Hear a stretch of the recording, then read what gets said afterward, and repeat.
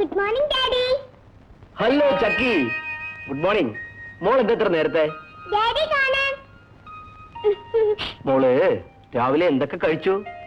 Bread, പിന്നെ bull's eye, പിന്നെ പഴം, പാല്. അയ്യോ സാറേ, ഇതൊക്കെ കള്ളവാ. വളരെ പാടുപെട്ടിട്ട് ഒരു ഗ്ലാസ് പാല് കുടിപ്പിച്ചത്. മോൾ എന്താ മോളൊന്നും കഴിക്കായിരുന്നത്? ഞാൻ കഴിക്കട്ടെ ഡാഡി. ടേപ്പാ, ഈ പ്ലേറ്റ് ഇരിക്കുന്നൊക്കെ എടുത്ത് മോൾക്ക് കൊടുക്കോ? പിന്നീട് കൊടുക്കാം.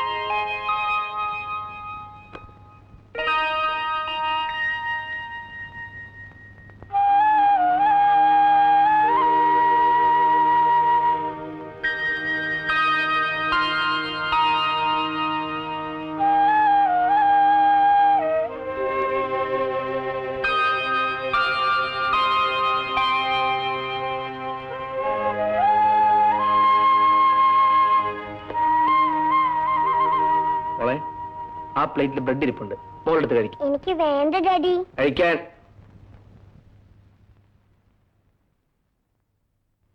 ആ പിന്നെ ഡാഡി, ഇന്നലെ നമ്മളെ മിക്കിപ്പട്ടി രാജപ്പ ചേട്ടന്റെ മേത്ത് ചോടി കയറി. അപ്പൊ രാജപ്പ ചേട്ടൻ പറഞ്ഞു അവളെ പിടിച്ച് കെട്ടിക്കണമെന്ന്. നമുക്ക് കെട്ടിക്കാം. നമുക്കവളെ രാജപ്പ ചേട്ടനെ കൊണ്ട് കെട്ടിക്കാം അല്ലേ ഡാഡി? മോളെ, മിക്ക ഒരു പറ്റിയല്ലേ, നമുക്ക് അവളെ മേനോൻ സാറിന്റെ വീട്ടിലെ ബുൾഡോഗിനെ കൊണ്ട് കെട്ടിക്കാം. വേണ്ട വേണ്ട, നിങ്ങൾ എന്നെ കെട്ടിയാ മതി. പറയൂ ഡാഡി.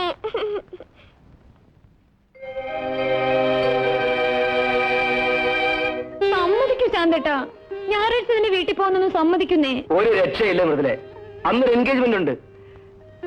കഴിഞ്ഞ ആഴ്ചയല്ലേ നിന്റെ അച്ഛനമ്മ ഇവിടെ വന്നിട്ട് പോയത്. എന്നാലും ഞാൻ അങ്ങോട്ട് പോയിട്ട് 2 മാസമായില്ലേ. അച്ഛൻ ഫോറിൻ ടൂർ കഴിഞ്ഞ് എപ്പോഴാ തിരിച്ചു വരുന്നറിയില്ല.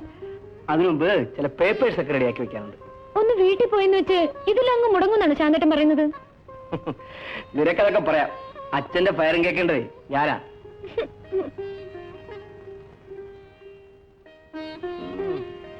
ഇത്ര പെട്ടെന്ന് നിനക്ക് എവിടെ കൂടെ ഈ കോപം വരുന്നത്?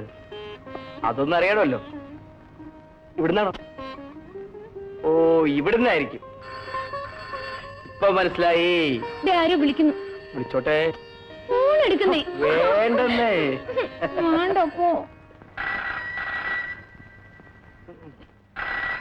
അല്ല, പ്രശാന്തൻ സാറും മൃദുല കുഞ്ഞും ഇത് കേൾക്കുന്നില്ലാവോ? ഓ, ഒരു പക്ഷേ അവര് ചെവിയാക്കാൻ പറ്റാത്ത അവസ്ഥയിലായിരിക്കും. ഹലോ, ഷൺമുഖമല്ല സാറാണോ? ഇത് ഡ്രൈവർ ആയവനാ. ഉണ്ട്, കൊടുക്ക.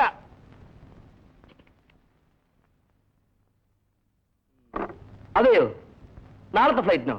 ഓക്കെ, ഒരു ഹാപ്പി ന്യൂസ്. നാളത്തെ മോർണിംഗ് ഫ്ലൈറ്റിന് അച്ഛൻ വരുന്നുണ്ട്. നമുക്ക് റിസീവ് ചെയ്യാൻ പോണം.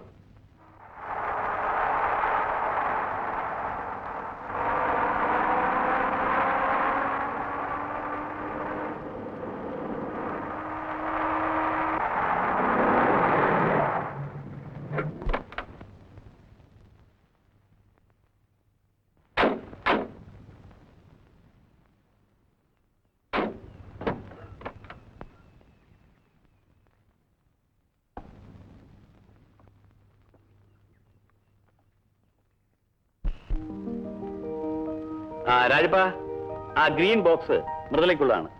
ബാക്കിയുള്ളത് എന്റെ മുറി വെച്ചു. ഷൺമുമ്പിള്ളേ, ഇവർക്ക് വേണ്ടി എന്താണ് വാങ്ങിക്കേണ്ടതെന്ന് എനിക്കറിയില്ലായിരുന്നു. അച്ഛൻ ബുദ്ധിമുട്ടുണ്ടായിരുന്നു. നോനോ, എനിക്ക് ബുദ്ധിമുട്ടൊന്നും ഇല്ലായിരുന്നു. ഞാൻ ആ ചുമതല നമ്മുടെ എംബസിയിലെ മിസ്സസ് പണിക്കരില്ലേ, അവരെ ഏൽപ്പിച്ചു. ഇതെല്ലാം അവരുടെ സെലക്ഷൻസാ.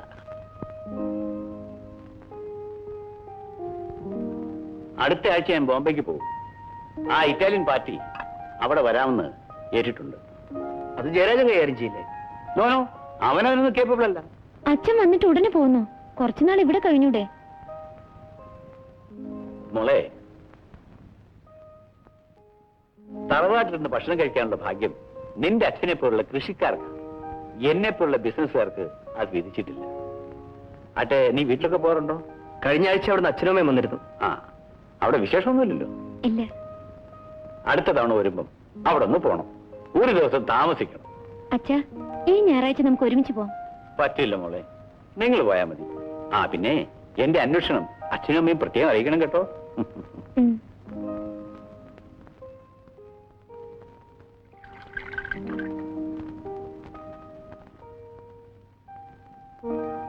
ഓ, ഇയാളൊരു ഗമ. അച്ഛൻ പറഞ്ഞതനുസരിച്ച് ഞായറാഴ്ച എന്നെ പാട്ടും പാടി വീട്ടിൽ കൊണ്ടുപോകണം. പണ്ടാരം പിടിക്കാൻ.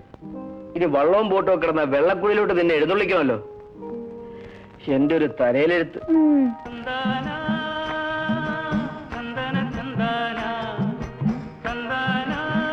ഞാൻ ബോട്ട് ഓടിക്കുന്നുണ്ടോ? ഇതുപോലെ ശാന്തത്തിന് ഓടിക്കാൻ പറ്റുമോ? നിനക്ക് ബോട്ട് ഓടിക്കാനല്ലേ അറിയൂ, ഞാൻ വിമാനം ഓടിക്കും. ദാ അത് കണ്ടോ, അതാണ് വലിയ വെള്ളം. ആ, ദേ ഹോൺ അടിക്കട്ടെ.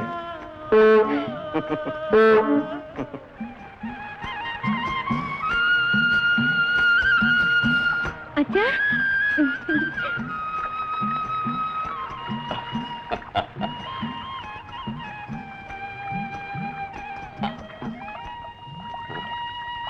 മോളെ സൂക്ഷിച്ചേ. ഇങ്ങോട്ട് പിടിച്ചടുപ്പിക്കേ, ഇത് അടുപ്പിക്കണോ?